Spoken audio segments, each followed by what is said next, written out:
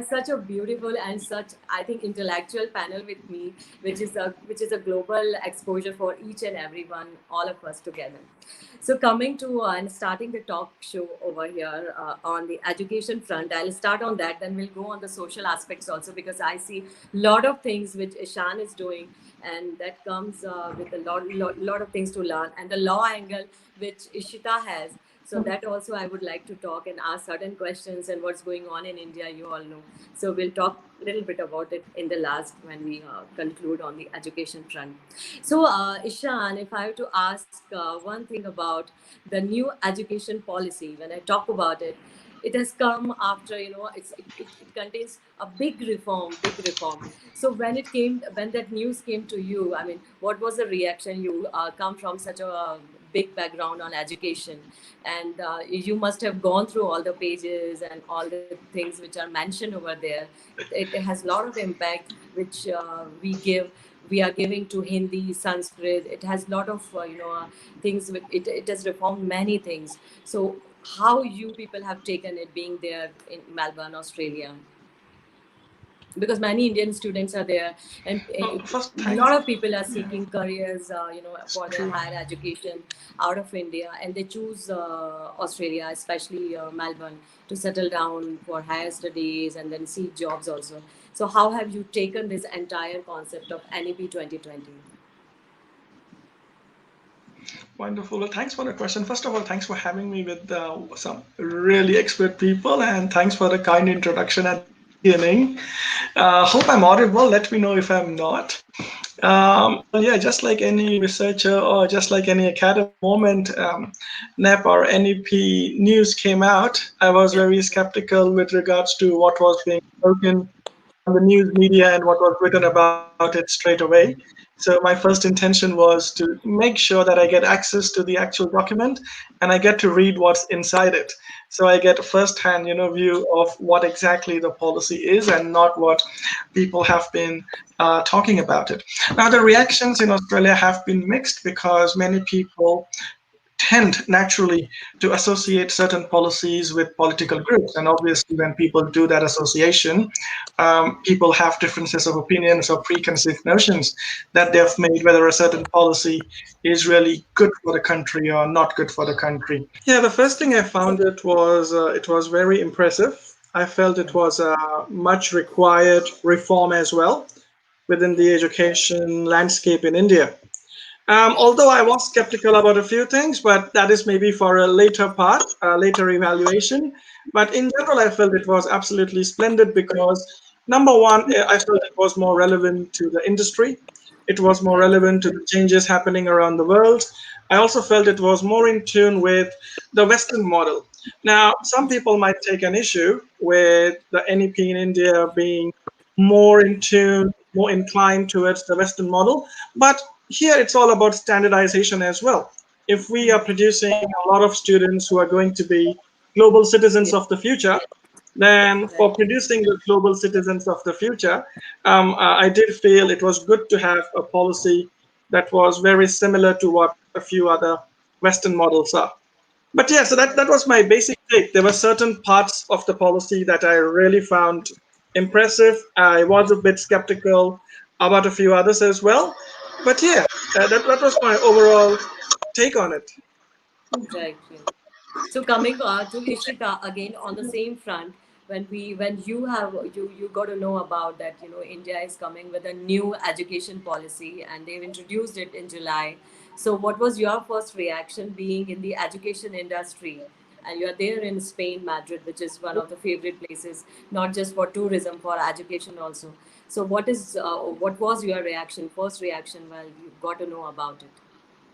Well, this reform was much needed in India because it was 2 decades almost where not a major reform has come Yes. into place. So what I thought about this reform was it's very apt to the international education system. And now with all the opening of trade borders also and businesses, what has happened is lot of international movement is happening because Yeah. there's so many international businesses and trade happening globally. This allows True. movement of people from other backgrounds, foreigners coming to India to settle to do business. This Yeah. in turn has impacted the students also, because students are moving globally now. Yeah. Because if their parents move along to set up Hmm. businesses across the world, they also move. Now, there are obviously some concerns in regard to the reform, but on a major front, I think it's a positive sign that Hmm. Indian education will accommodate global citizens, as Ishan said, emphasizing on global citizenship. So, in all, I think it's a very positive reform, keeping in mind how now movement of people have increased across the globe.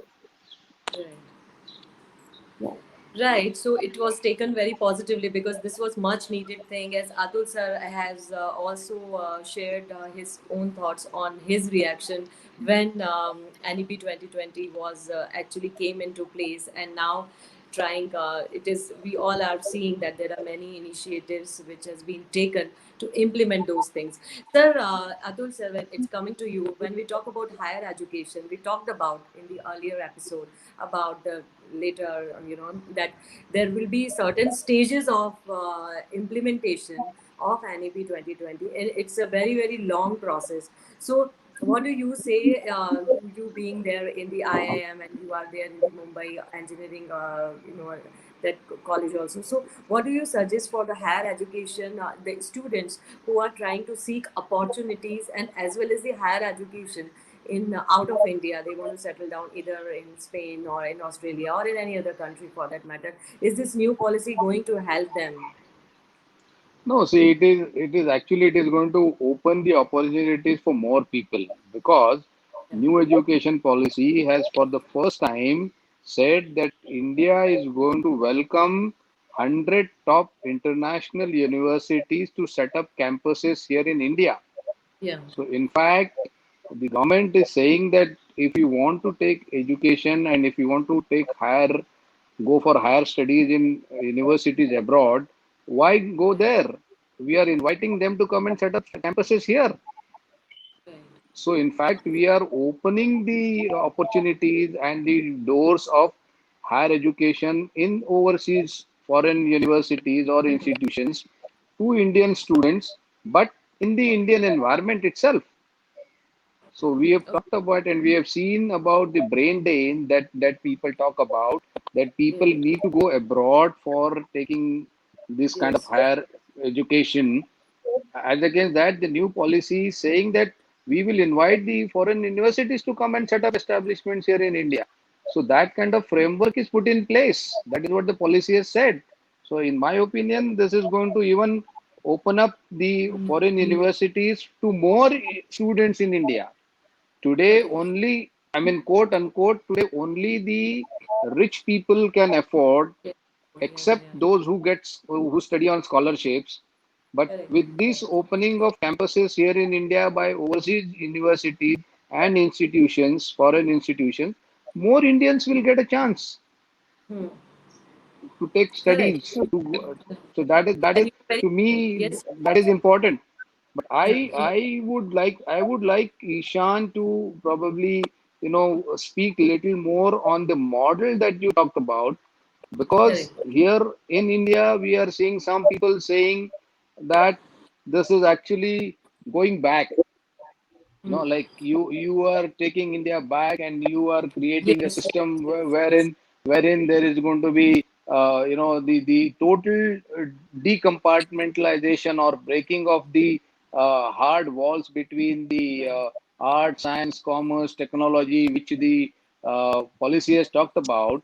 Hmm. Is what some people here are skeptical and worried as to how we will find jobs to our youngsters in global market if that kind of specialization is not there. But on the Okay. other hand, you are saying that this is a model which is looking at the Western model, so called, or Hmm. the model which is outside India. Uh, I'm really keen to understand this observation. Yeah. I think if I understood both of you, Yeah. what Ishan said and what Ishita you mentioned, and also going back to what Swami Vivekananda once said. I mean, education is for what? Learning is to be and not to do. what has happened in our country, unfortunately, that learning has been to for doing something, and that has created those hierarchies, and that has created that peer pressure, family pressure. That if you are good, that means you have to go for science. If you are Yes. not good, then you have to opt for arts. And Yes. at that stage itself, some kind of inferiority complex, is brought into the minds of the youngsters. And then whenever he goes out, he feels shy to say that I have taken arts or I am studying arts, because he thinks that the society feels that the art means okay, the boy is not good in academics Yeah. and therefore he's opted for art. So I think this is what this breaking away and removing the hard barriers between the streams is going to That achieve. mindset, basically. Yeah. And then the change in mindset, and No, obviously that will also help in I think increasing the dignity of labor, which Ishan talked about. Yeah. Today that is the problem.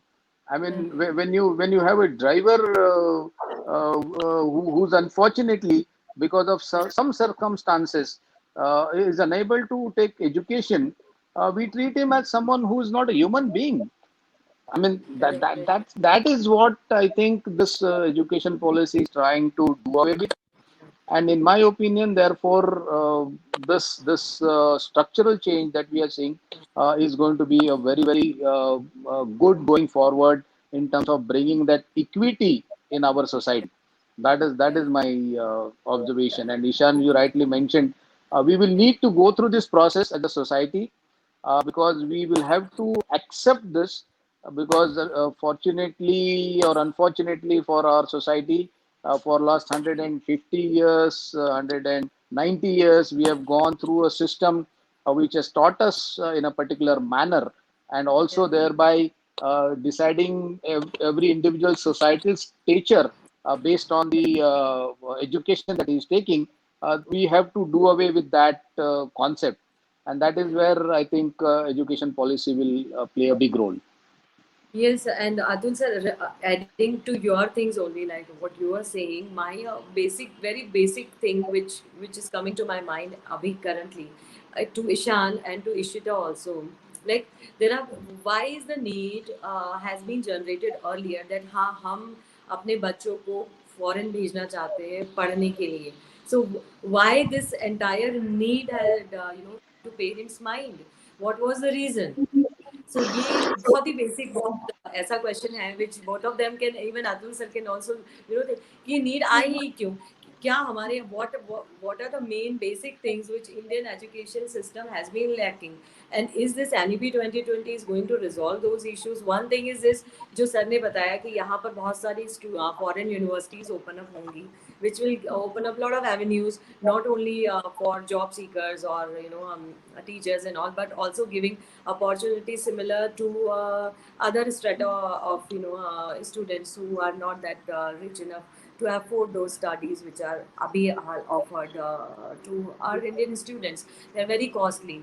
So they would be coming to India. That is one point. But what was the need? Why has always been this thing that London or all these places have been taken very very seriously for their education system, even for Oxford for that matter. So in India there is no such university other than IIMs till date. So what do you say for higher education? If I have to ask both of you, Ashita, and I will come to Atul sir also post that. I think these are the questions that you have raised, Ishan, are relevant. But this is an intent that the government has. Government has facilitated this. The idea, I think we're discussing a lot about a minority sector or a minority segment of our student population yeah. who aims to take up higher education in universities abroad, which is definitely a welcome sign. And we want our students and our children and our youth to do that, because we definitely want to be a global citizen, and we definitely want India to play that role. But I think NEP 2020 is focusing more, to me, on the huge, large youth that is still deprived of quality education in the country, and which is relevant to his future and his role and contribution in his own motherland. That is where NEP is currently focusing on. We are 100%. I agree in agreement with you, Ishan, that we are not looking at stopping the migration, because migration is associated with this beginning of the humanity. I mean, right from the inception, I mean, we've seen the mankind on this earth. We have seen migration, whether it is for education, like the world came to Takshashila and village. So and today we are sending people abroad as professionals, helping the world in delivering certain professional skills. So I don't think anybody is under the impression, and NEP is trying to say that here is one policy which will stop the problem of a brain drain. It is only an effort to see if we can reduce that, if we can limit it to what it is required. And that is where I see the whole NEP is actually providing or creating that enabling framework, so that all kinds of flexibilities are there in the education system, which today are not there. Whether it is the point that you mentioned, or multidisciplinary approach, or allowing the foreign universities to come and have their campuses here, all of this to me are enabling provisions, which Yeah. will also force the domestic institutions to improve their quality. I mean, if for example, if there are 20 IIMs in the country, and if another 40 B schools in India start offering similar level of, quality of education, why would Yeah. people go abroad? The Yes, yes, yes. problem is No, the like, quality. yeah, The yeah, yeah. problem is the quality of education that we are offering. And when I use the word quality, it is all encompassing, whether it is the delivery mechanism, whether it is the choice of subjects, whether it is the job opportunity, the employability of the graduate student who is passing from the institution, all of that included, including Yeah. the research which is relevant to the societal problem that we are facing, or futuristic technologies, etc., etc. So once we have quality education at affordable price in the country, that is going to solve the problem this country is facing, and that is where I see the focus of NAP is. And therefore, what I'm happy to see from both of you, from Europe and from Australia, is to understand how this transformation is going to happen, and whether the steps that NEP is suggesting are in the right direction in terms of going back to that level of quality. We have to accept and appreciate online education is not substitute to physical classroom. Yeah. Physical classroom education is a must. It is, and we strongly believe. I mean, philosophy. The Indian philosophy strongly believes in Guru Shishya Parampara, and there is Ji. something beyond just delivery. Ji. It is the relationship between the teacher and the student. Sure. जैसे वो गुरु शिष्य की परंपरा है, वो परंपरा को हम परंपरा इसीलिए कहते हैं कि there is that relationship.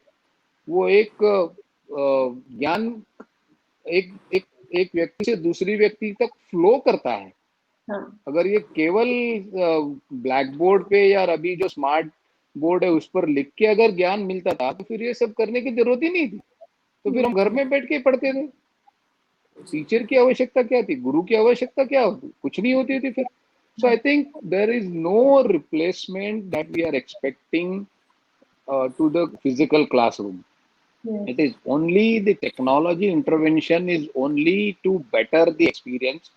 Technology intervention is only to improve the performance, and also to give that flexibility to the teacher and also to the student. Again, I'm coming to that fact because we have seen in our system, the curriculum revision does not happen at regular intervals. Our curriculums are at times very backdated. We have to see the current realities and adapt to the new challenges. and therefore the class has to become dynamic and vibrant. As the policy is saying, that the experience of going into the institution and into the class has to become very, very encouraging Yes. and satisfactory for the student. Unfortunately, that is not happening in the current environment, and Correct. therefore, technology intervention is required. Number one.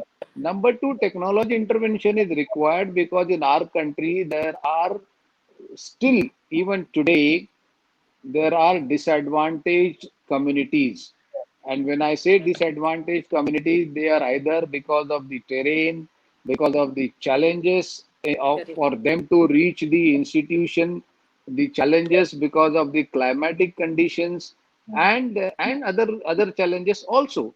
I mean, how do you expect a farmer student, I mean, child or a young boy in the farmer's family, to stay away from the fields when he's supposed to be there in the field for either for sowing, जब उसको पौधे लगाने जब खेती करनी है, जब जोता लगाना है, तब अगर वो खेत में नहीं रहेगा तो उसका फायदा क्या है? And we are not going to get the human resource to do that job from anywhere else. We are not looking at that kind of situation.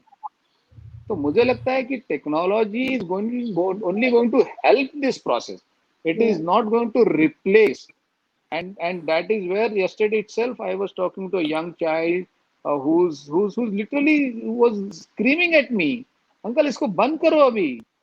Yeah, yeah, मैं yeah. अपने अपने दोस्तों से नहीं मिल सकता हूँ, मैं अपने क्लासरूम में टीचर से नहीं मिल सकता हूँ, ये क्या हो रहा है? आई थिंक जी. that is the reality. That is the reality, and every single student who is currently in the education system is dead against this virtual class.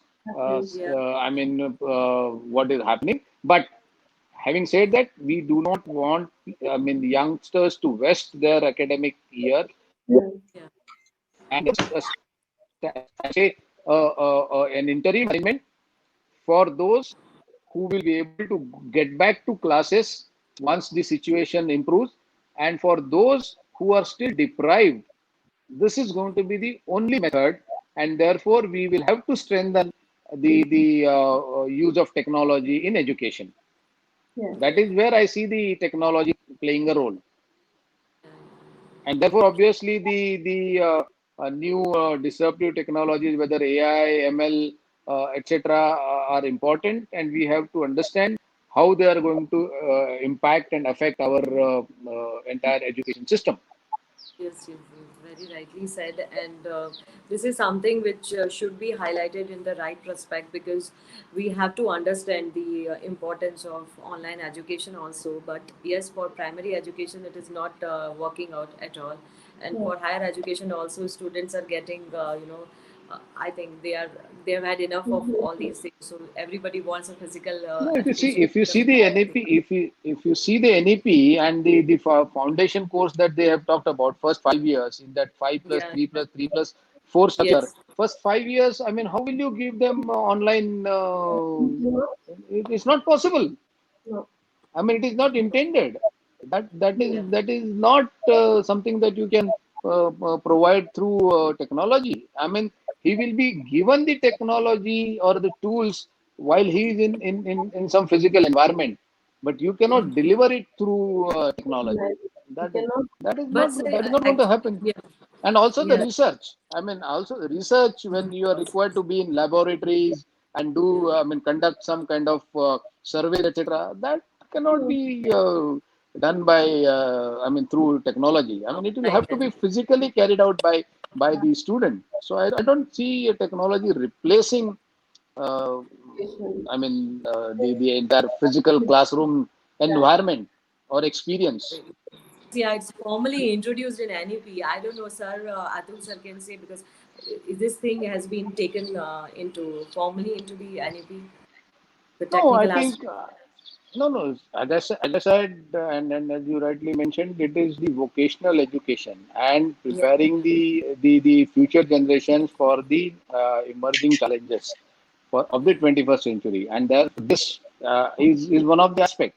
I mean, coding and digitization, etc. These are the realities which are definitely going to happen. So obviously, our students will be trained. They will have those things as part of their curriculum. And I think one good thing that the education system will have going forward is there's nothing going to be co-curricular. Everything is going to be part of the curriculum. Yes. So if you want to take a course in digital, education or digitization or coding, this will be part of your curriculum.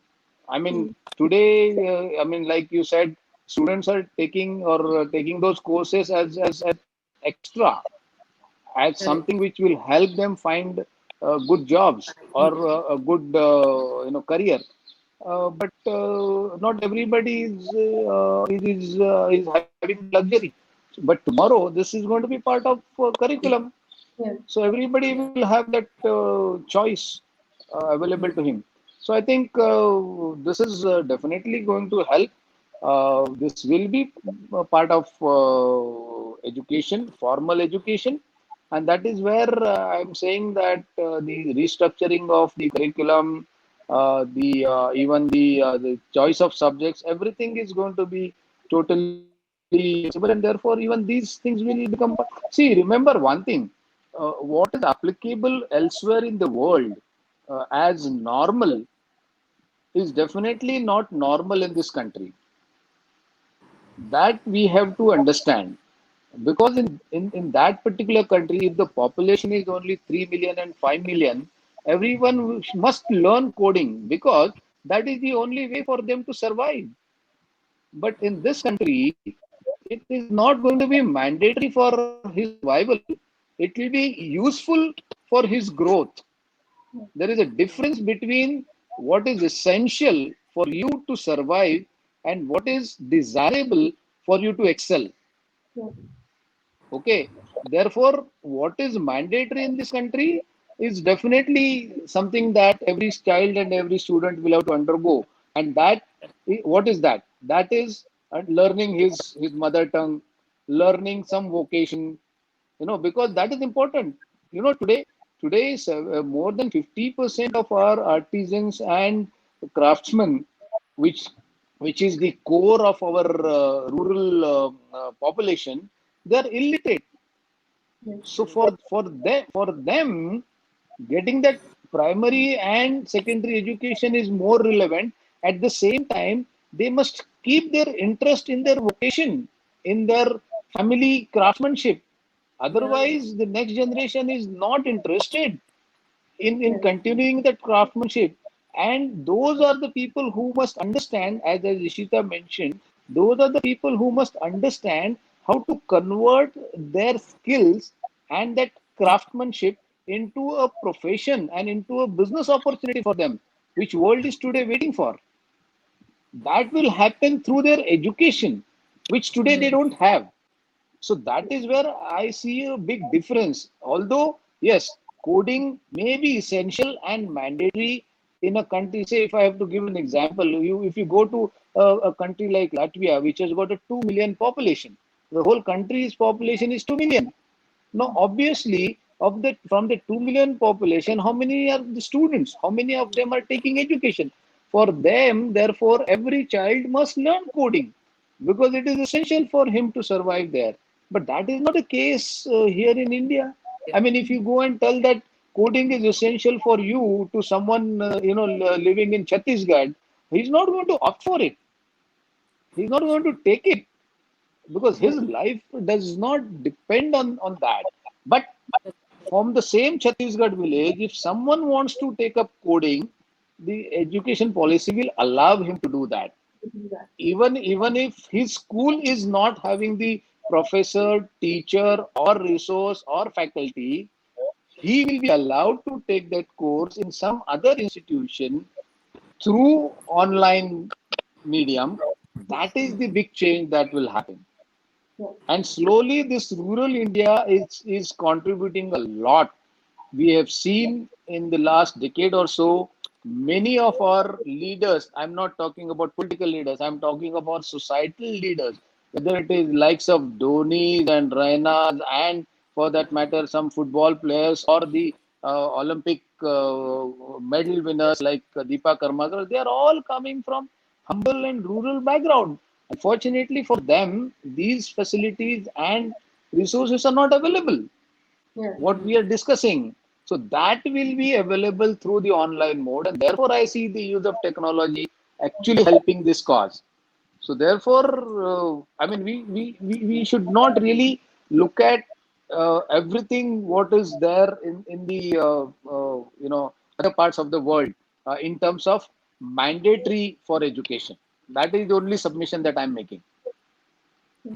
No, very rightly said, because in Indian perspective, we have to see lot of things when we talk about the entire education policy which is coming. Yeah, So because there are many in this angles to. country from yeah, because in this country from the working age group from 18 to 25, Yeah. only 16% of the people have undergone vocational education of some sort, whereas that percentage in USA is 72, in Germany it is 96%. So that is to us the major issue that we need to address. Correct.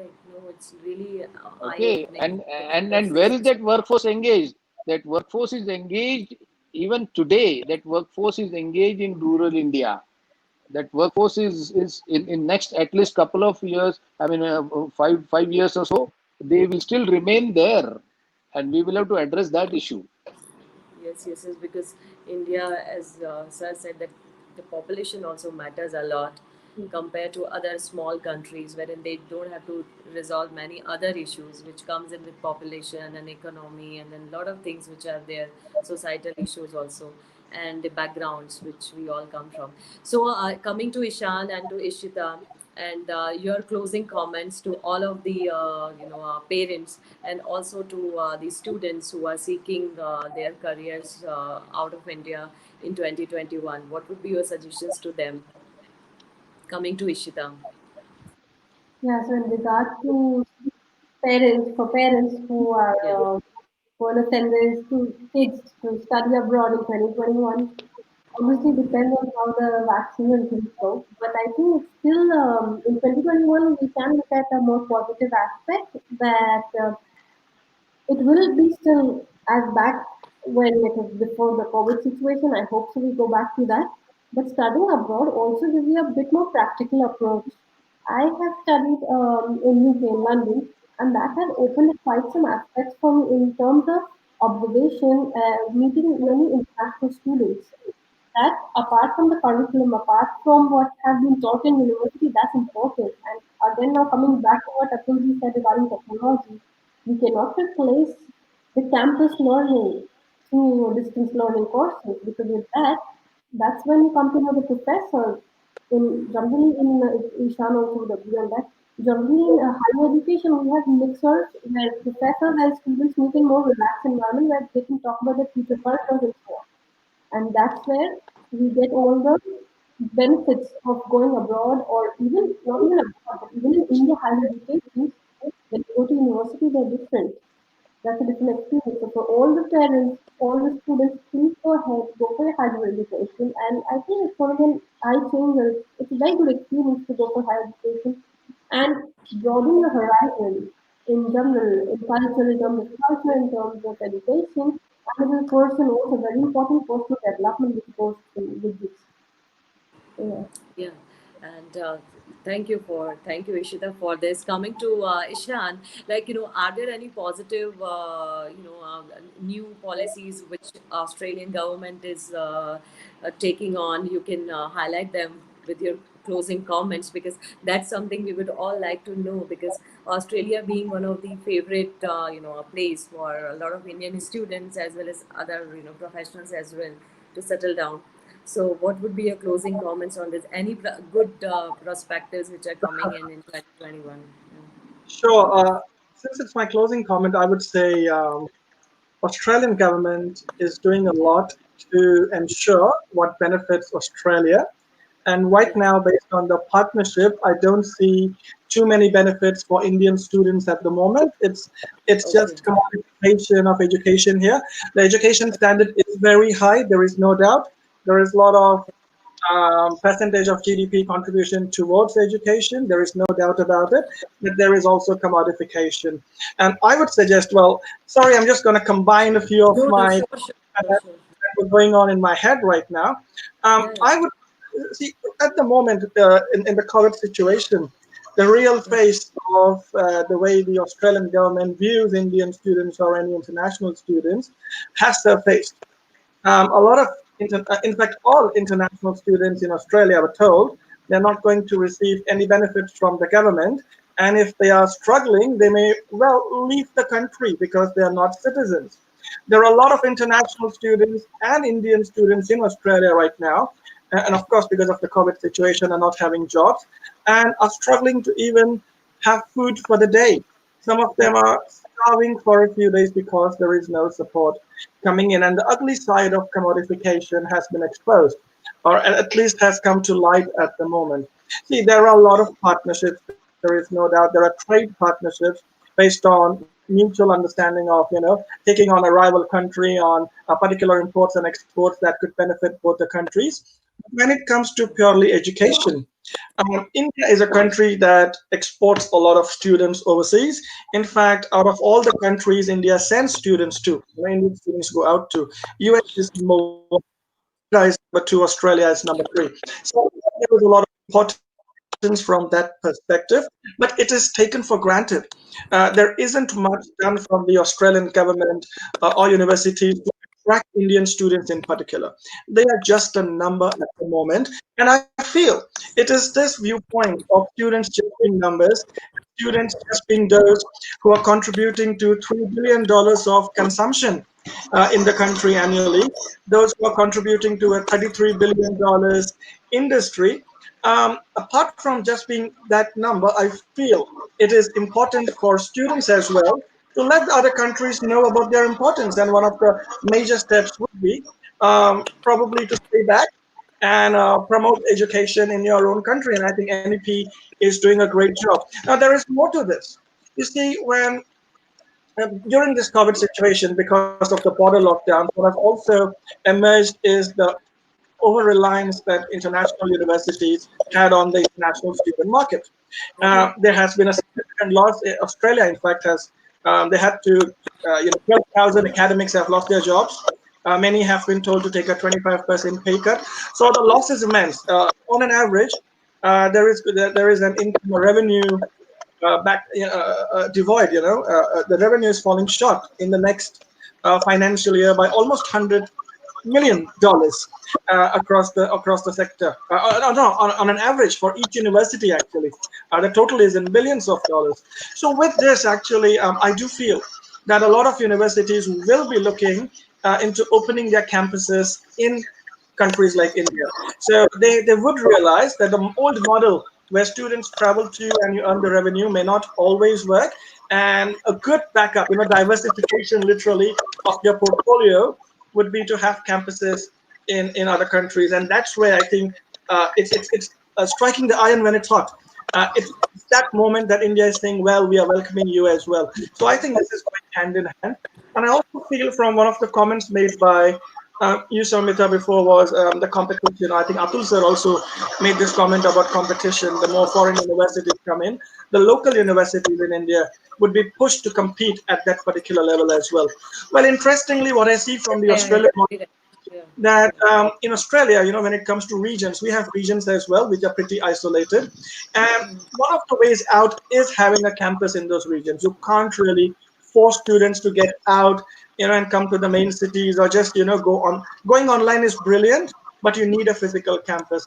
And I think I'm not, and this is just a prediction and estimation, but I do feel obviously foreign universities won't have a first choice of establishing themselves in rural parts of India. However, to avoid that direct competition and to explore new revenue streams, we would at least have our Indian universities taking the initiative of establishing their own campuses in areas they were not present before, or the areas they were neglecting before. So that would actually push the accessibility of education in our country even more.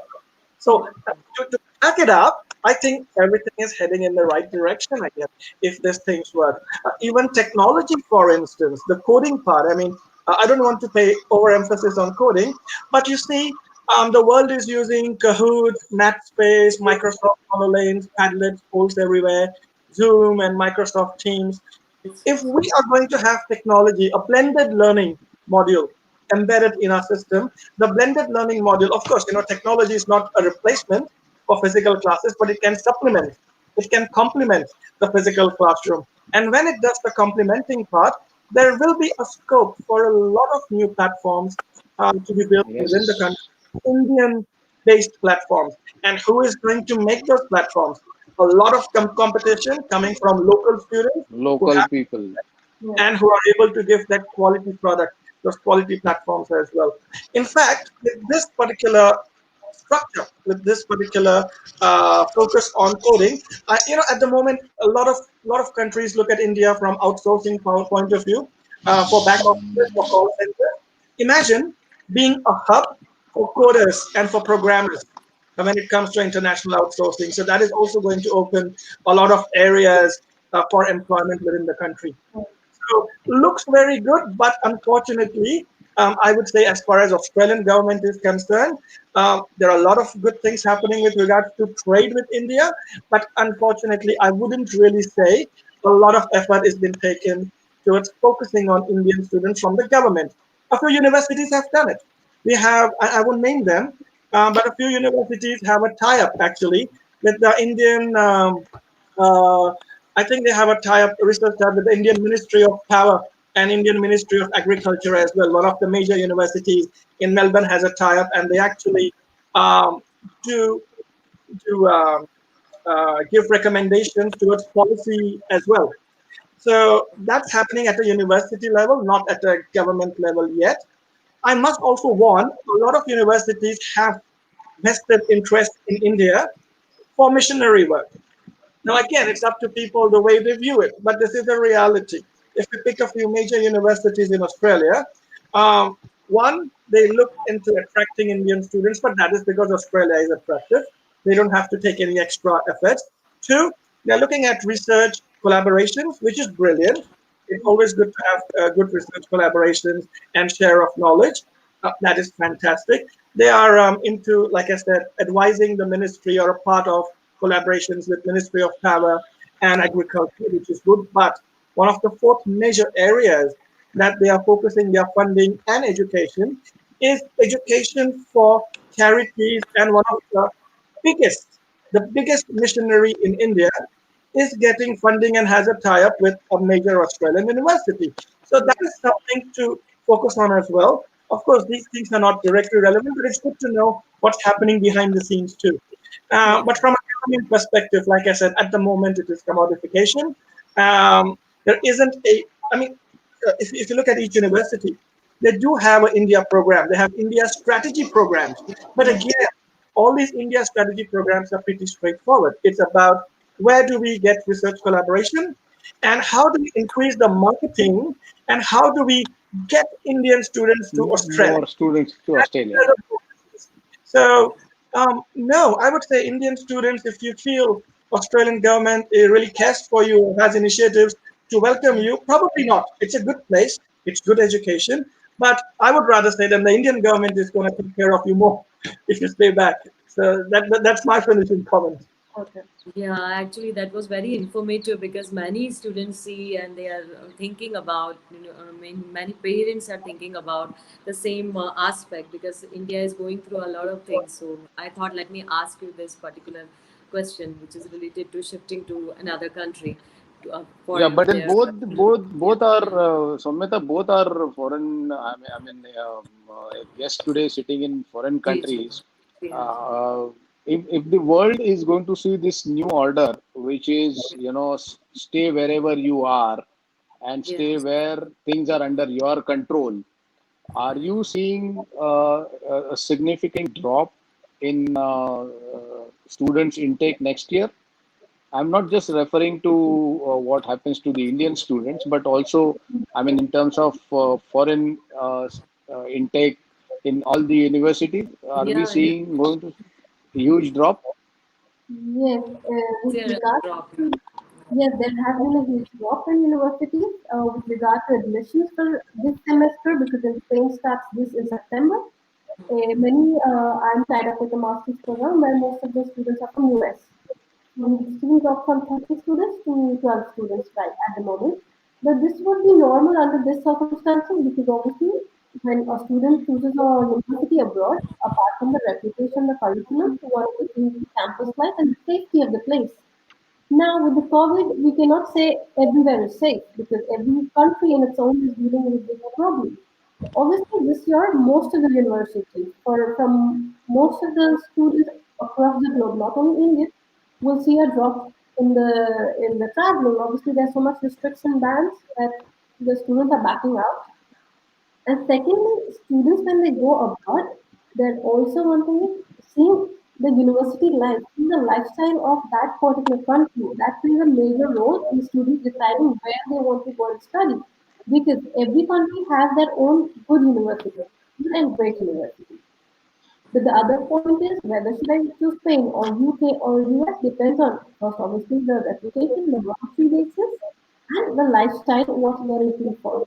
In that manner, because this is also for the students to explore themselves away from the parents, if you see. Yeah. I mean, that's one of the things they want to explore themselves, the education system, the lifestyle, and decide how they want to go ahead with it.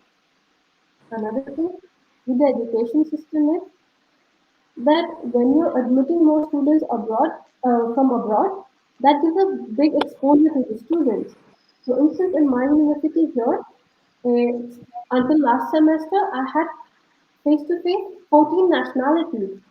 Among 40 students, I had 14 different nationalities coming to study in one classroom. So now that had given such a broad perspective, obviously to me as a professor, but to the students when they mingle around with different cultures, giving them a better opportunity to learn about different countries and even a job opportunities there.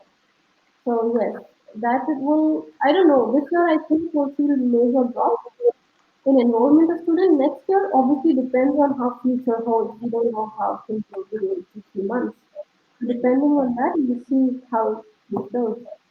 Yeah, it's No, So I because think true. because because because for most of the students who go abroad, the decisions are also dependent on the fact that they earn for themselves. I mean, for their living in that country through the work that they do.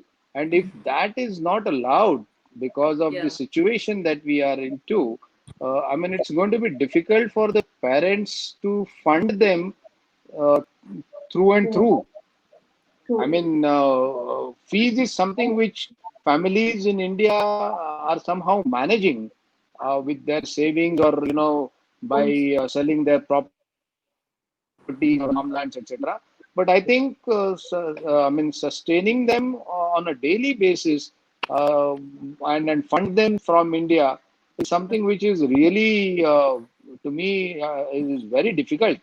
Yes, true. yes, yes. Even And that, Ishan has addressed the same thing when you were yeah, not there. So he's mentioned that thing that even Indian students who are already there in Australia, I know they are going through a tough time. Yes. Yeah, I've Actually, heard many yeah, many students came back only for that reason, only Yeah. for that reason. that's alarming actually, and we should try to yeah, hold back our decisions if anybody is thinking. That's what I can conclude. I mean, I don't know. You can correct me because that is what I have understood out of both of you. You were saying that the situation is not that good enough to make a decision over sending, our children to any of the countries, especially post-COVID. So I hope I'm correct, right? That's what you uh, wanted to suggest. absolutely. And just adding on to what Atul sir said and Ishita said, I so can relate to what they just said about Yes. affordability as well and about the diversity in the classroom as well. With regards to having students in 14 nationalities in your classroom, Ishita, I can relate to this. We have around students from more than 155 countries in our university overall. And we literally say the world comes to you. You don't have to go to the world. What if you have such universities have campuses in India, where of course we're looking at benefit for Indian students, but then I'm adding on, merging the point that you said about campus life and about independence. If we bring the world to those universities, but in India, Indian students are also going to get that experience within Indian campuses without having to go overseas. And the second part is students or parents may be okay to pay the tuition fees, but then the living expenses are pretty expensive overseas. Here you go. If you have a foreign campus in India, then you're still paying the fees, but at least you're taking care of the living expenses part, and that is Yes. not a big problem for them. So it Yes. looks like a pretty win-win situation with regards to these particular points. Yeah, Sorry, yeah. the drop in numbers. COVID-19 has dropped the numbers. There's no doubt about it. I mean, it's a disaster when it comes to enrollment. I'll just say disaster, no other word.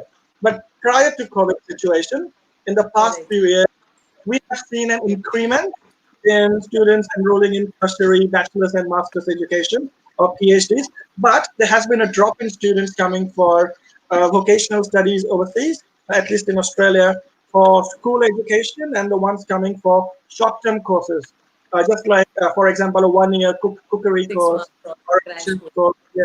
So those have been declining. But 2 years ago, we had close to 90,000 Indian students enrolled in Australian universities. So the trend was going up, then it dropped a little bit. It's going up again, but then as far as vocational and non-tertiary, non-bachelor's is concerned, that is dropping a little bit. So Yeah. you might want to see what's happening in India at the same time to see that drop. Yeah. Yeah, it's happening everywhere, and then that's something which we wanted to know from you, because you're there and you are the, like, kind of people who can suggest through our platform also to many parents who are planning for the same. So thank you so much, Ishan, and there are so many things we can really talk about, and we'll Yeah. definitely plan another panel, and we'll discuss upon many aspects which are related to global and the international, aspects which can help everyone out here in India to make decisions in the right manner. So thank you for joining me, Ishita, and taking out time and giving really, really very insightful inputs, both of you. Thank you, Atul sir, for all your Thank you. time, mentoring us and helping, supporting this campaign to go global. And thank you to Amazing India, the women community which are based in Northeast.